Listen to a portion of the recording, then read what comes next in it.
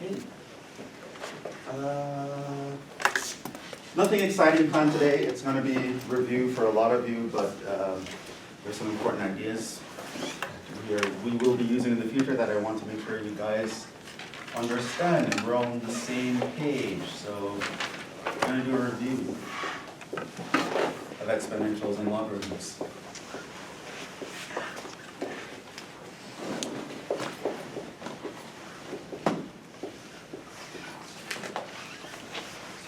Introduce what these guys are, what they look like, and next time we'll go a little bit more on them, but for now, just make sure we all are aware of these objects. Let's look at exponentials first, and so we know the notation, hopefully. So we have like an x and a little number over here, a. This a here is called the exponent, or the power of x. Right? X in this context would be called the base. Right? So you have x to the power a, x to the a, all that good stuff. For example, x3 is x to the power 3.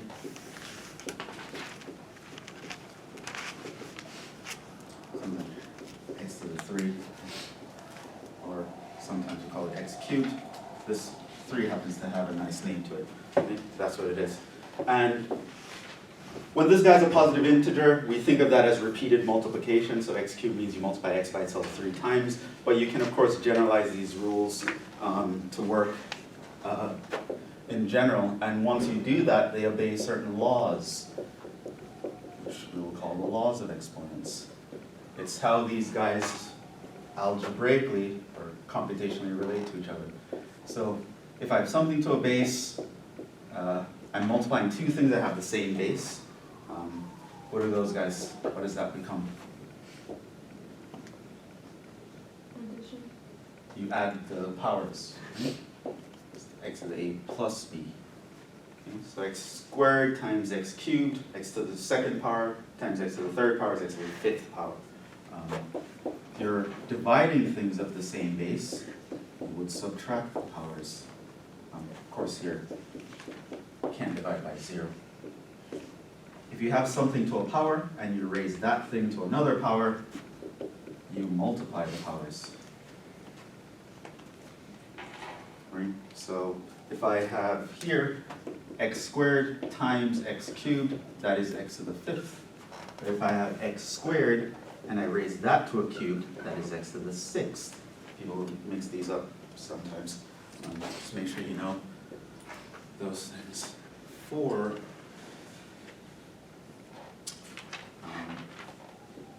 x to the 0, what is x to the 0? 1. It's 1. Again, this means x is not 0. You actually use this rule to help you derive that rule. So you don't want to divide by 0. 0 to the 0 is undefined. Kind of silly, but I might as well write it down. X to the 1 is just x. 6. Powers distribute across products. That's something you should know. So if I have two things multiplying and I raise that to a power, I can raise each individual factor to that power. They also distribute across divisions.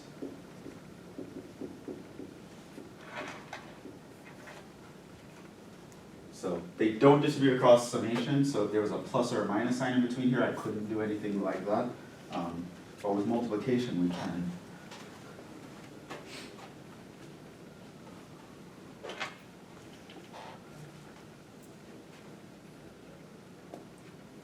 The 8th rule. If you have x to a negative power, what does that mean? 1 Right. It means reciprocal. So powers cannot change the sign of something. So if your power is positive, it's kind of like repeated multiplication. If your power is negative, you can think of it as repeated division. It's just taking a reciprocal. 9, of course, here your x is not 0. What does it mean to have a fraction as the power? Radical. Means a radical. Who's the radical? The b. So it's the b root of x to the a. Or you can take the b root of x raised to the a, and See, in general, you have the option of taking the power first or the radical first, although usually it's easier to take the radical first, computationally speaking. And these are interchangeable.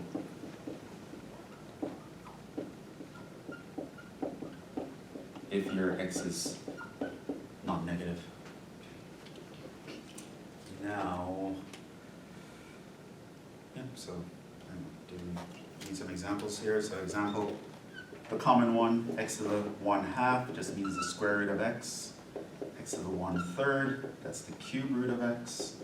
If you add something like x to the 2/3, that means the cube root of x squared, for example. So you should be able to switch between the radical notation and the power notation. For calculus, writing things as powers is going to be very convenient, so you need to know. If I give you something with a radical in it, in a calculus class, chances are you're going to want to switch from this notation to that notation in order to apply the rules I'm going to give you. So you should be aware of that.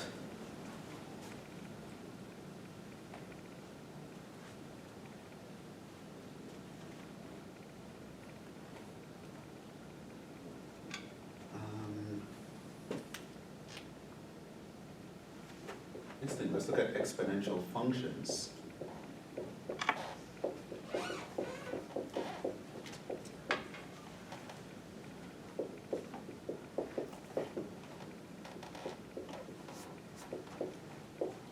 So the form of an exponential function, the basic idea of what it looks like is y equals a to the x. This is the example of an exponential function. Here, a greater than 0 is a constant.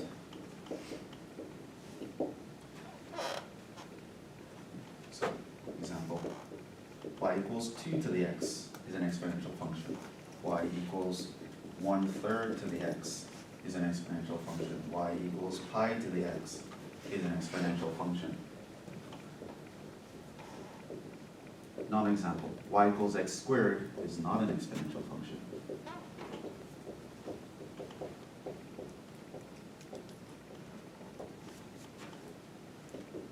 Right? In fact, y equals x squared is what we call a polynomial, which is an example of a power function.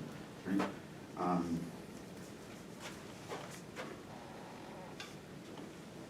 So this is what we call the exponential function. And of course we can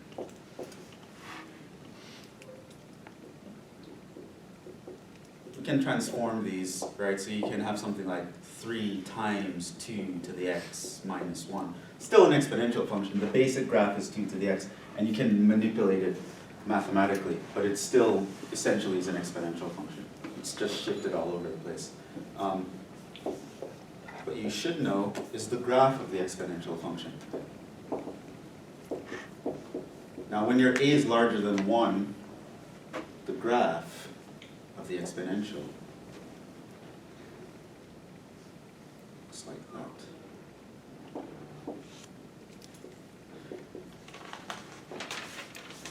So it comes down, it never really touches the x-axis, but it gets closer and closer, and then it swoops up and it starts increasing, and it starts increasing steeper and steeper over time.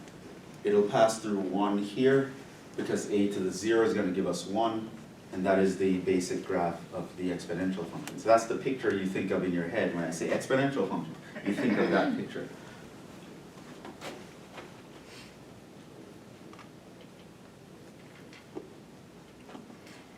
Now, of course, you can do reflections. So another important one is, let's say you make the x negative, right? You negate the x values. What that does, you might remember, is it reflects in the y-axis, so it actually flips things like this way.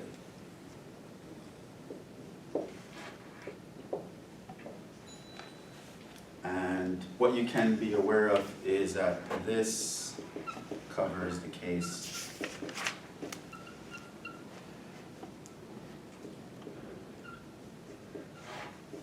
where the base is between 0 and 1. So this is the picture when your base is greater than 1. You might ask, what if it's less than 1?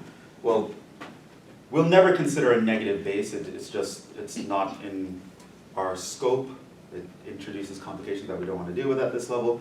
But once it's between 0 and 1, the base is going to look like this, and this is, for example, let's say you had 1/3 to the x. What would that picture look like? It actually won't look like that, because what you'll notice is that you can apply the laws of exponents here, apply the x, 1 to the x is just 1, that's 1/3 to the x, and that is just 3 to the minus x. So that actually looks like this graph. Okay? So when your base is smaller than 1, it'll actually decrease like that. If your base is larger than 1, it'll increase like that.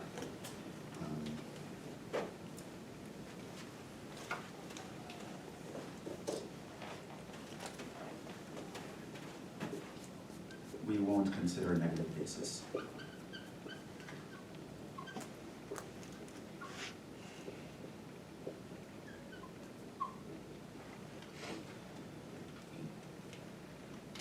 We can do other transformations as well.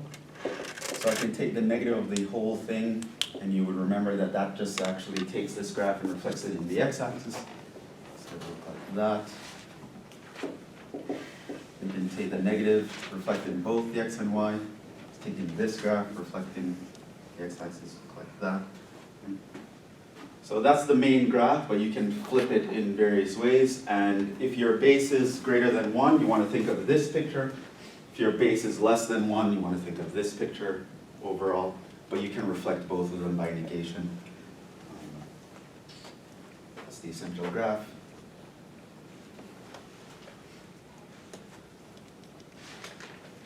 Here's an important property of exponentials that we're going to be using. And this may or may not be reviewed for you. Depends on what pre-calc class you did, but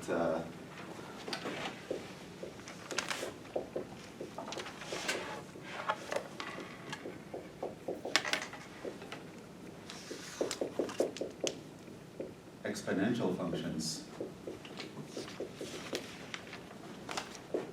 change a lot faster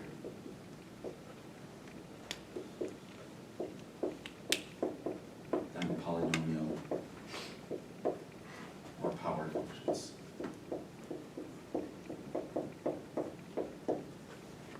So remember our exponential functions.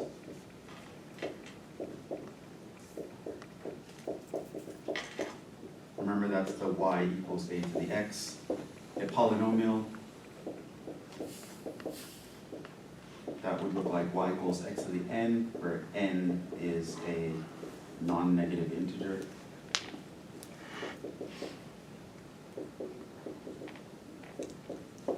And a power function is just y equals x to the n, where n is a constant.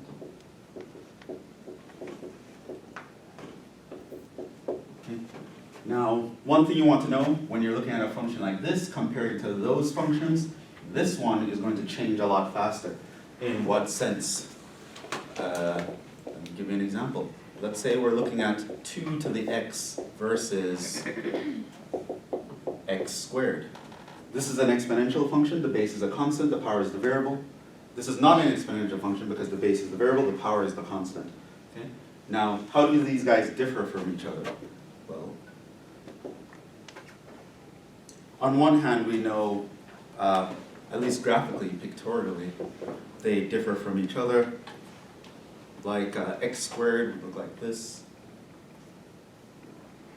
Parabola. And your 2 to the x, your exponential, well, it's an exponential function with base greater than 1. So it would look like that. So that's your y equals 2 to the x. And this one is your y equals x squared.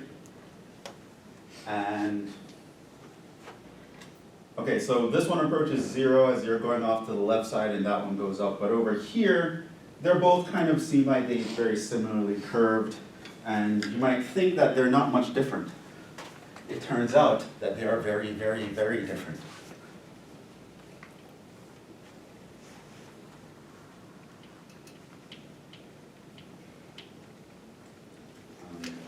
if you were, so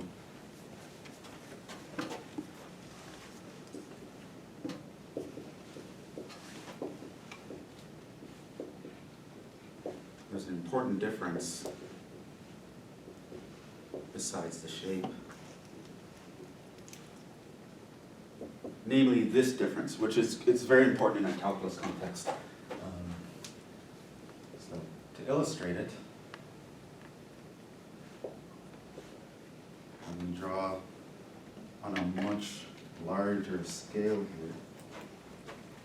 So let's say we zoom out and our input values are getting large, they're going off to infinity. So you're not worried about on some small scale. What if you're plugging in x equals a bajillion, cajillion, quadrillion, quadrillion, like a big number that you can't even comprehend, right? If you zoom out and look at these two pictures, what are they going to look like? Well, we know that the 2 to the x, that's your 2 to the x. What do you think the x squared is going to look like?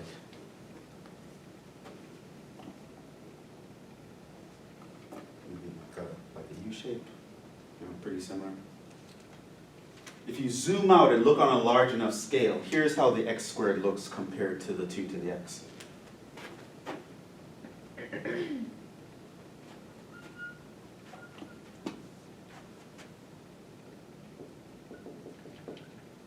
Might as well not even try it. Don't even wake up in the morning. Like, an exponential function will grow a lot faster than a polynomial function, in the sense that eventually, for very large x values, this guy is so huge compared to that guy might as well be 0. It's that much of a difference. So yeah, you can think of x squared just growing like this, and it looks like it's growing very steep on this scale, but on a large enough scale, the steepness of x squared is nothing compared to the steepness of 2 to the x. This guy's going to outmatch not only x squared, but any polynomial. I can take x to the 1,000,000th power, it's not going to matter. X to the 1,000,000th power, not going to matter. Eventually, 2 to the x is going to grow super huge compared to the polynomial. And that's a very important idea that you want to have in your head. When you're looking at a function like this versus a function like that, this one is bigger by a lot. Right? Exponential functions, they grow really, really fast, at least compared to polynomial functions. That's a fact that we're going to use. You can essentially, for a large enough x value, you can essentially think of this guy as being 0 compared to that guy. That's a fact that we're going to use down the road on a large scale. Emphasis on large. Y equals x squared is effectively 0 compared to y equals 2 to the x. 2 to the x is much larger.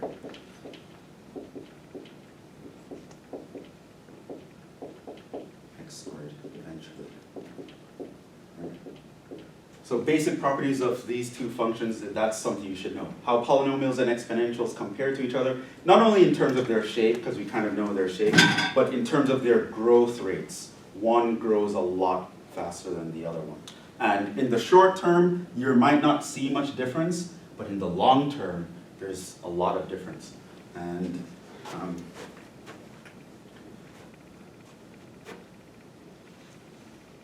as I was mentioning to my class last time, the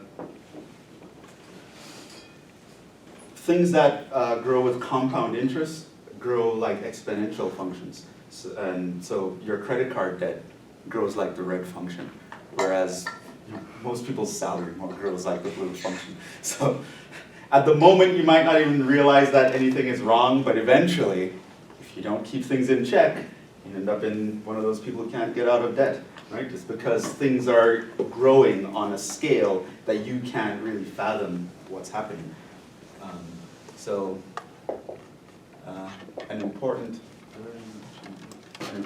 let's do an important exponential function. There's one exponential function that is, in calculus context and many other contexts,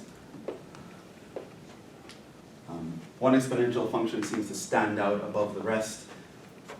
Can anyone guess which one I'm going to say?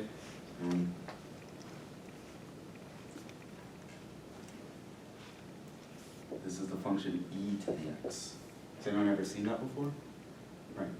So this is called the natural exponential function.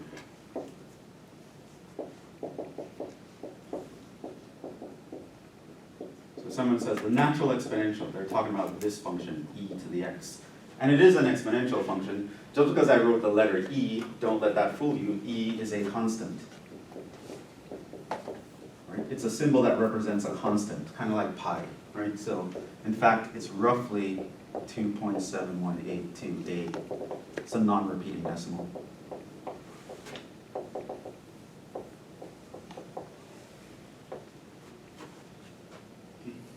And so when your base is this number, which we call e because we haven't computed all the decimals for it yet, the decimal points for it yet, e is named after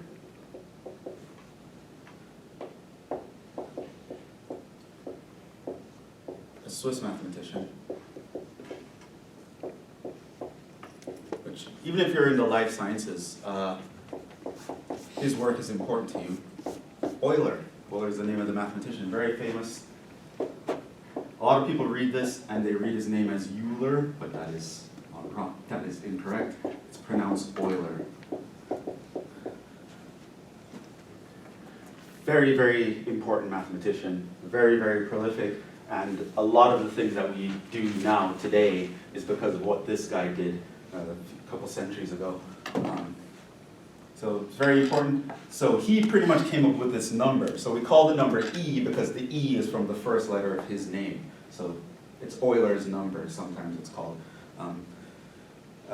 So he discovered is probably the wrong word. Discovered e when studying compound interest.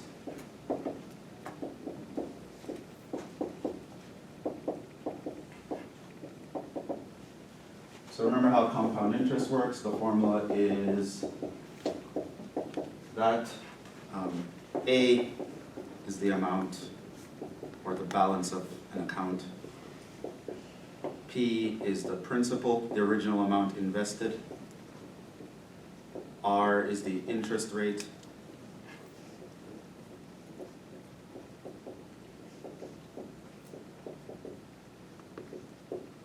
And N is the number of times it's compounded per year. Now what does compounded mean? It means you're adding interest on top of interest, meaning the money grows with a certain amount of interest, and then you add the interest to the original money, and you take that as the new original. And then you add interest on top of that. And then you take that as the new original, and then add interest on top of that. When you're adding interest on top of interest, we say you're compounding the interest. So you can decide how many times you want to do this per year, and we call that number n. So we can add interest twice to this thing per year. T is time in years. Now, Euler was considering one special situation.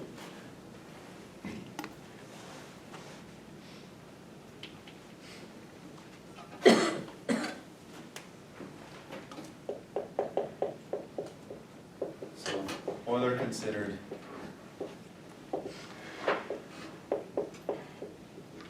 if you have $1, you're charged 100% interest on that dollar, right? So your credit card would, on average, charge you 20%. A credit card charges about 20%, which is a lot, by the way. It charges 100% interest on that, and it's compounded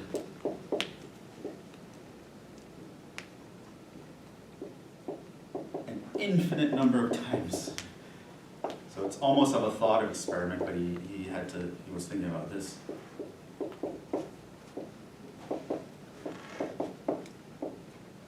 Okay. By comparison, your credit card compounds daily. So your credit card adds interest on top of interest at the end of every day. But let's say you really crank that up a notch. Someone really wants to steal all your money, so they charge you 100% interest, and they add interest on top of that an infinite number of times, more times than you can possibly count. If you start off owing them $1, how much would you owe? What would be the balance?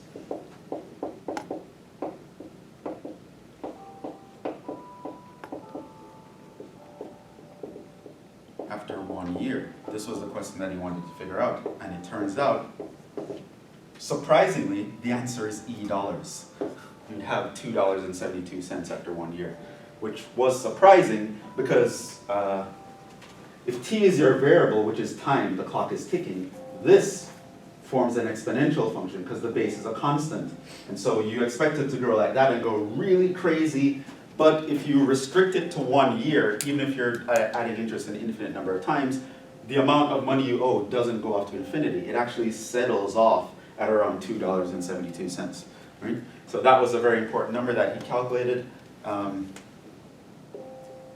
So E is the result of the computation.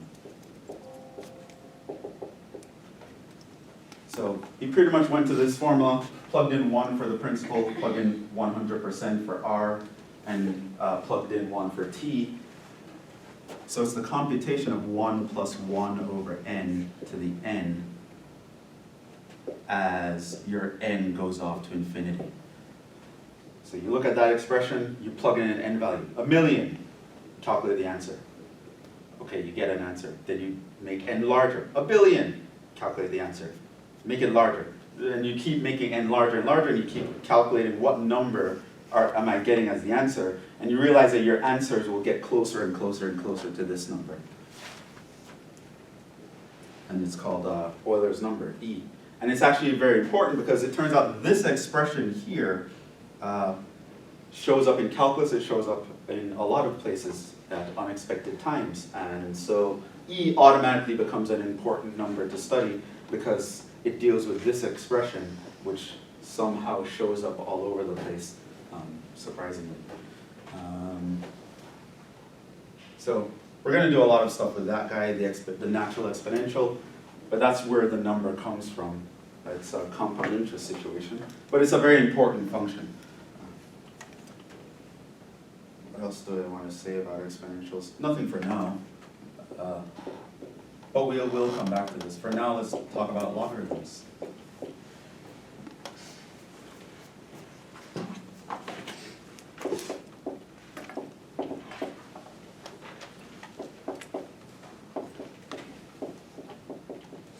The logarithm, it's often shortened as log.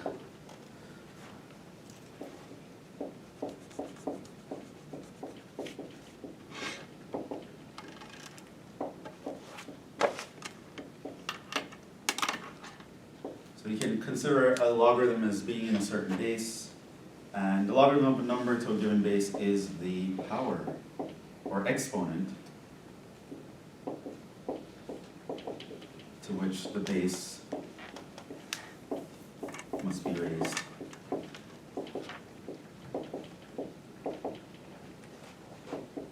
To give the number. Okay, so a log is a power, it's an exponent. So the notation, you write log. The base is a very small number that you write over here. The number is the large number that you write right beside the logarithm. And what is that? Well, it's equal to a power. What power? The power that you need to raise the base to in order to get this number, right? So if you take this base, raise it to that power, you will get the number over here. So for example,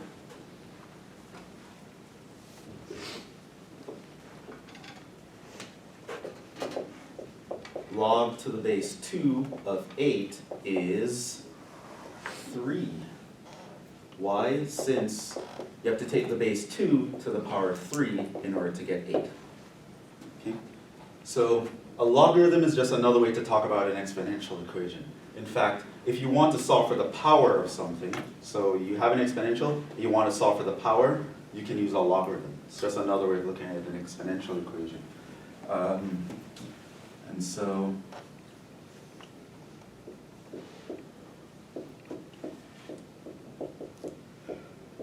once you make that definition, there are some rules that automatically fall into place. Law 1 for logarithms. This is basically, I'm just going to write the definition in a nicer form. So these are the laws you must know. Log to the base a of b equals c, right? So when I write something like that down, what does it mean? It means it's exactly the same as saying a raised to the c equals b. These two expressions are interchangeable. Writing this one is equivalent to writing that one. It's just that one changes the subject of the formula. Here the subject of the formula is b. Over here I want the subject of the formula is c. Exponential, you want to solve for a power, use a logarithm, which we'll talk about more next time. But that's the definition. Now on one hand, you might wonder, why the complication? I was fine with exponentials. I fully understand what this means. What the heck does that mean? Why do we introduce this new notation? Well, it actually makes our lives easier, believe it or not.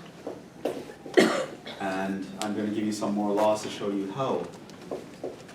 The first law is if you're plugging in something inside a logarithm and that thing is raised to a power, you can actually take that power and turn it into a multiple.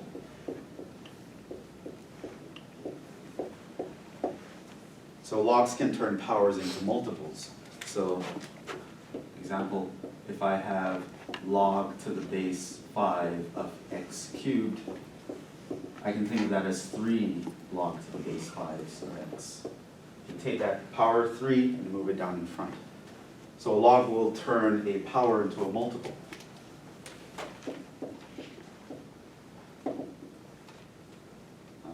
Here's another thing that a log will do. If you take the logarithm of a product, like you take x times y, you take the logarithm of that, it turns the product into a sum.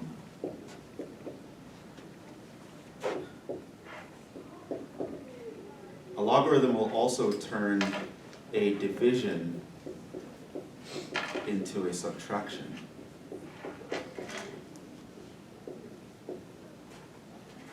Now all of these are analogous to the exponential rules, right? Have something to a power raised to another power, you multiply the powers. Multiply two things of the same base, you add the powers. Divide things of the same base, you add the powers, right? So the base here is a at any given time. So what you'll realize is that logs actually help us to take down the complexity of the calculations, which is why, I don't know if some of you have seen it yet in your science classes, it's where like a log graph comes in, like a log-log plot or a semi-log plot and all that stuff. It's because the thing you're studying, the numbers are so big, you use logarithms to kind of take the numbers down a notch. Turn a multiplication into addition, turn a division into a subtraction. It makes the calculations a lot easier. And it's super important for us to know how to do this. In fact, logarithms save lives. They were kind of invented for to help us in nautical navigation, because if you're traveling very large distances, you're trying to sail a ship to the other side of the world, if you're off by just a little bit in the beginning, right, your end destination can be totally different. So when you're dealing with these very huge numbers and you don't want to make a mistake, you kind of want to make the numbers smaller, and a logarithm was the way that we did that. You'll see it in your science classes at some point, if pretty soon. Law 5, this is called the change of base formula.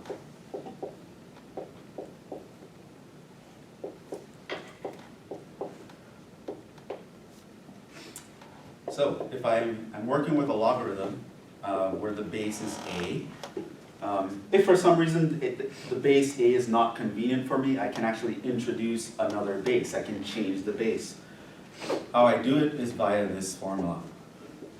I can introduce the new base and this division formula will result.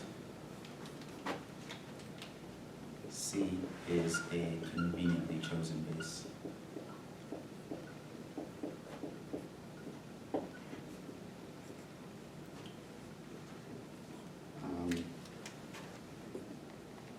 Do a quick example here.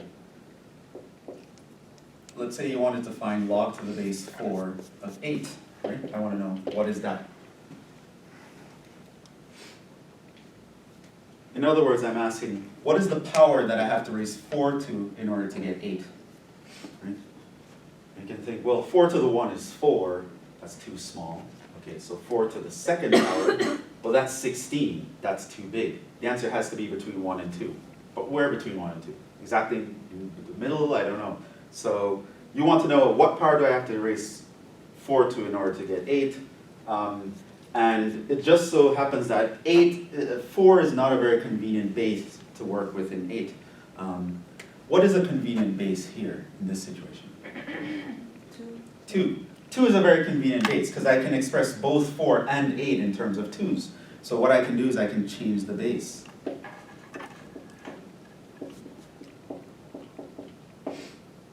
So I can introduce the base 2 by doing this. And it turns out that this calculation will be exactly the same as that calculation. And what's log to the base 2 of 8? 3. What's log to the base 2 of 4? It's 2, because I have to raise 2 to the power of 2 to get 4. So 3 over 2 is the answer, or 1.5. And you can check this. If I take 4 raised to the 3 over 2 power, well, laws of exponents, we know how to calculate that. That's the square root of 4 cubed. Well, that is just 2 cubed, and 2 cubed is 8. So that's the answer. Turns out if I raise 4 to the 3/2 power, I would get 8. And so I can calculate that logarithm.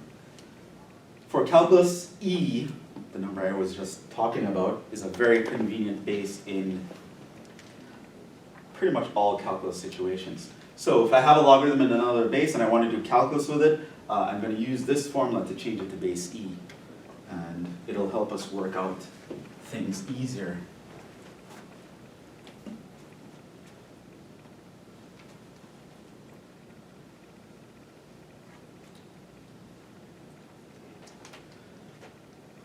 Okay. Here are some more laws that you can derive from the previous ones, but it's nice to just know them off the top of your head. Law 6. This concerns what is the log of 1? That's just something you should know automatically. Log of 1? 0. Right? That's from the definition. A raised to the 0 equals 1. Right? So A is some positive number. You raise it to the 0 power, you'll get 1. So log of 1 is always 0, regardless of the base. That's just something you should know now. Log of 1 is 0. What is log of 0? Undefined. It's undefined. Why? Because if you have a positive number, there is no power you can raise it to in order to get 0, right? 2 to the what gives you 0, right? You have like 2 to the x. When is that 0? Well, it's never 0. The graph looks like this. It'll never touch 0. There is no x value I can plug in to get that to work. So log of 1, always 0. Log of 0, undefined.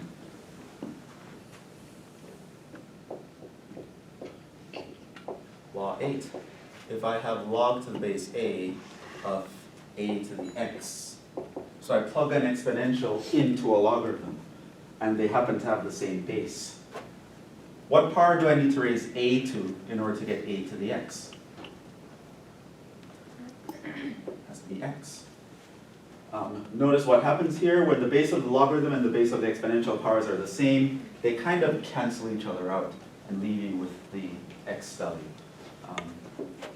Law 9. That's going to be useful computationally, which we'll look into next time. You can do it in the reverse order. So if I have an exponential and I plug in a logarithm into the power, then a similar thing will happen. They'll cancel each other, and now we're with x.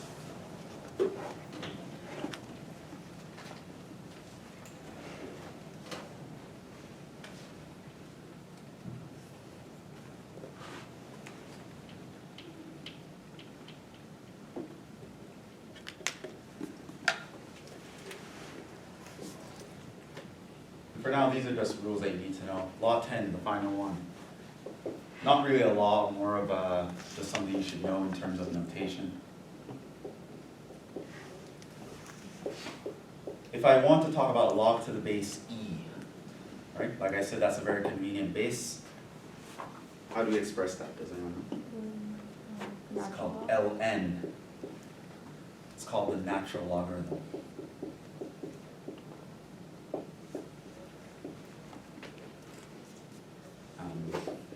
If I just mention log x and a base isn't mentioned, it means base 10 for us.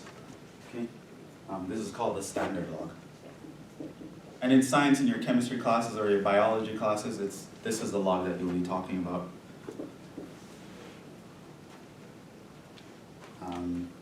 One thing you should know, though, it is context specific. What you use as the standard will change depending on what field you're in. So, if you're in higher level math, or Wolfram Alpha, which I mentioned as a resource,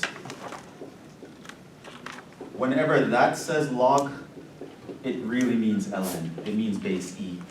If you're in computer science, then if you see log, it means base 2. It's binary, zeros and ones. If you're in like life sciences and engineering,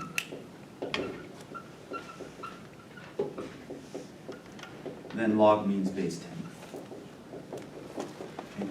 So the standard changes based on the context, but for our context, if I don't write any base, imagine that it's base 10. If I write ln, imagine that it's base e.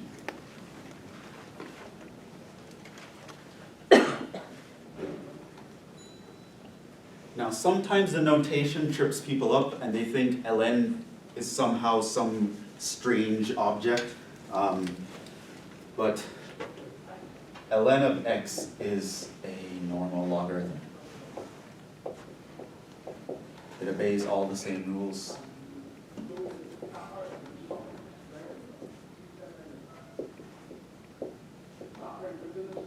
So if you have ln of a product, you can break that up into a sum of two ln's. If you have ln of, say, something to a power, you can bring that power down. Right? All the rules that I mentioned before. If you have e to the ln of x, well, that's just x. If you have ln of e to the x, well, that's just x, etc. It obeys all the same rules that I was mentioning. It's just that you're writing ln instead of log to the base a. So it's not strange in that regard. It's just, it means it's a special base that we don't write.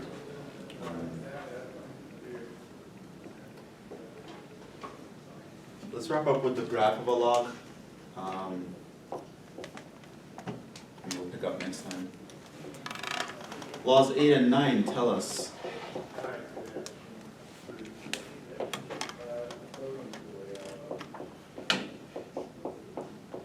that the functions, so if I look at the exponential function, a to the x, and the log function, log to the base a of x, how do these two relate to each other? Well, according to laws 8 and 9, they're inverses of each other.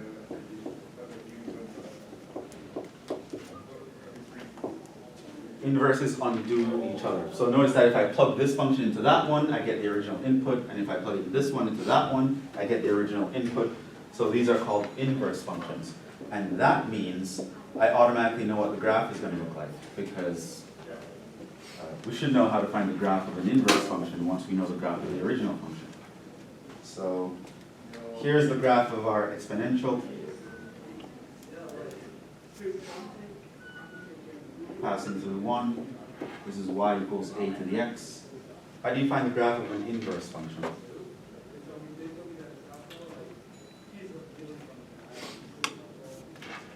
You're reflecting the line y equals x.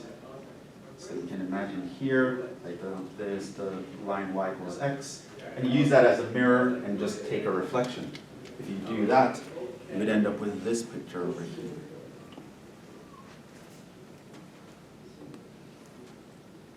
and that is your log to the base A of x graph.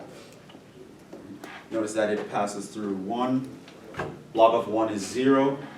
Log of 0, undefined. Notice that I cannot plug in the x value 0. I also can't plug in any negative x values.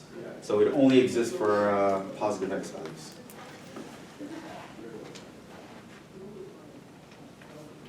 So now, when I say log function, there's a picture that should pop into your head, and this is the picture.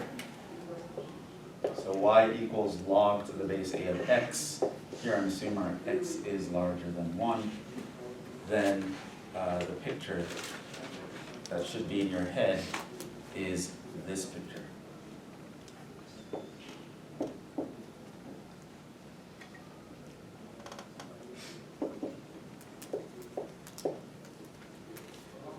And notice that an exponential would grow like this. The logarithm literally flips that on its head. It stands to reason that if an exponential will grow faster than any polynomial, a log will actually grow slower than any polynomial. So remember that notation that we were using earlier. X to the A compared to A to the X, this one is much bigger. And a logarithm would actually be much smaller.